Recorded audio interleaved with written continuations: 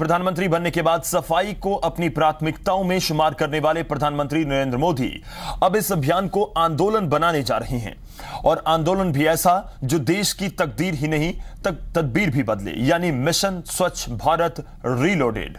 10 अप्रैल को इस आंदोलन की शुरुआत के लिए प्रधानमंत्री ने जगह का चुनाव भी कर लिया है। जगह भी ऐसी जहां से ठीक 100 साल पहले अन्याय और शोषण के खिलाफ पहली आवाज बुलंद की गई थी। प्रधानमंत्री के ड्रीम प्रोजेक्ट मिशन स्वच्छ भारत 2.0 के बारे में देखिए रायसीना की पावर कॉरिडोर से आई अदिति नगर की यह स्पेशल रिपोर्ट।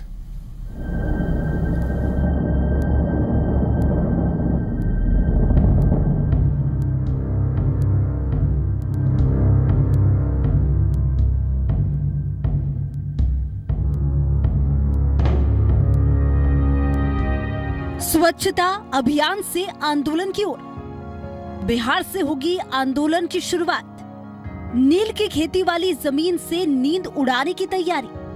चंपारण सत्याग्रह के शताब्दी वर्ष में शुरू हो रहा आंदोलन, सत्याग्रह से स्वच्छ ग्रह तक। अंग्रेजी हुकूमत के दौरान महात्मा गांधी का चंपारण सत्याग्रह ब्रिटिश राज के शोषण के खिलाफ तो था ही, महात्मा गांधी ने चंपारण से ही पहली बार स्वच्छता का नारा दिया था।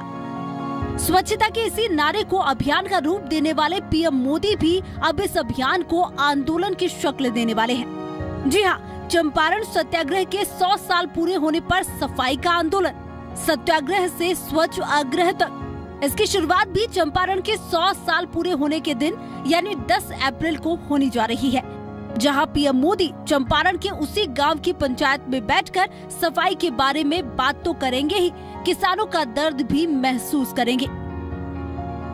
चंपारण के जिस गांव में महात्मा गांधी ने गरीब को गणेश मानकर ब्रिटिश हुकूमत के शोषण के खिलाफ सत्याग्रह की शुरुआत की थी, ठीक उसी तरह पीएम नरेंद्र मोदी 100 साल बाद गंदगी के खिलाफ उसी गांव की पंचायत में स्वच्छाग्रह की शुरुआत करेंगे।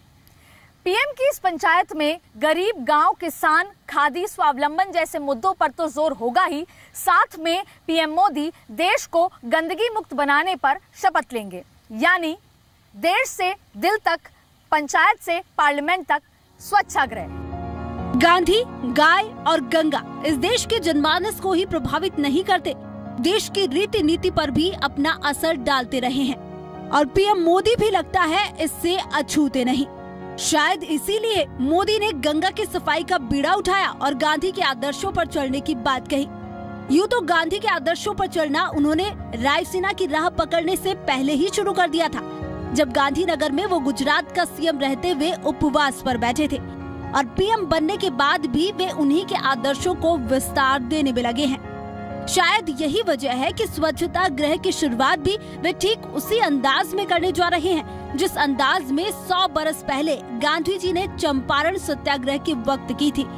इसके लिए देश भर से 70 गांधीवादियों को मुजफ्फरपुर से मोतिहारी तक का ट्रेन से सफर उसी दिन और उसी अंदाज में कराया जाएगा।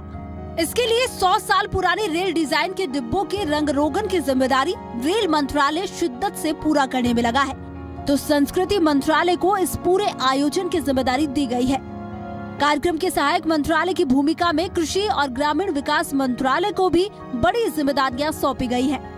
15 अप्रैल को ठीक 3 बजे जब ये स्पेशल ट्रेन मुजफ्फरपुर से मोतिहारी पहुंचेगी, तो नजारा 100 साल पुराने से कुछ कम नहीं होगा। चंपारण के 100 साल पूरे होने पर यह आयोजन इस इलाके की 35 पंचायतों में स्वच्छ आग्रह की शुरुआत के रूप में भले ही 10 से 22 अप्रैल तक मनाया जाए, लेकिन मोदी सरकार ने देश भर में इसे पूरे साल मनाने की तैयारियां पूरी कर ली हैं।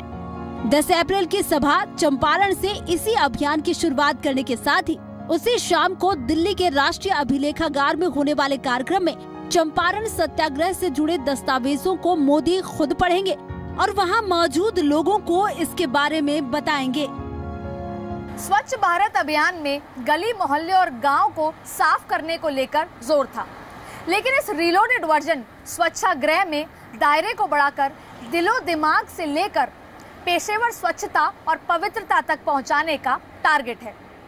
यह सिर्फ टारगेट ही नहीं, पीएम नरेंद्र मोदी इसको लेकर इतने संजीदा हैं कि इस लक्ष्य को पाने के लिए खाका भी तैयार है। सिर्फ टारगेट ही नहीं, पीएम इसे लेकर इस कदर संजीदा है कि इस लक्ष्य को हासिल करने का खाका भी तैयार कर लिया गया है। अदिति नगर, दिल्ली।